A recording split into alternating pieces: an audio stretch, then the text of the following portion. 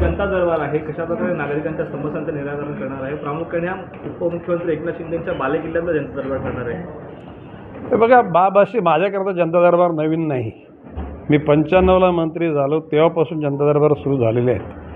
किंबहुना त्याच्यानंतर दर आठवड्याला नवी मुंबईत आणि ठाण्याला जनता दरबार भरायचा, 15 भाईंदरला भरायचा आणि 1 महिन्याच्या आतमध्ये प्रत्येक तालुक्याच्या ठिकाणी जाऊन जनता दरबार घेतलेला आहे. त्याला अखंड ठाणे जिल्हा होता. पालघर आता नंतर विभक्त झाला आहे.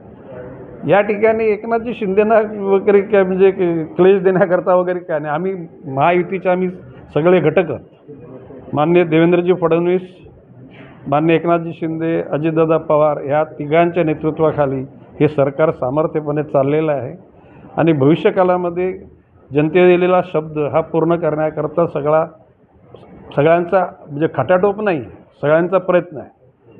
एकूणच 100 दिवसाचा कार्यक्रम माननीय मुख्यमंत्र्यांनी सगळ्याच खात्यांना दिलेला आहे आणि महाराष्ट्र आता थांबणार नाही ही जी टॅगलाईन आम्ही घेतलेली आहे त्या टॅगलाईनच्या अनुषंगानं जनतेच्या जवळ जाऊन जनतेच्या समस्या ऐकण्याकरता हा जनता दरबार आहे.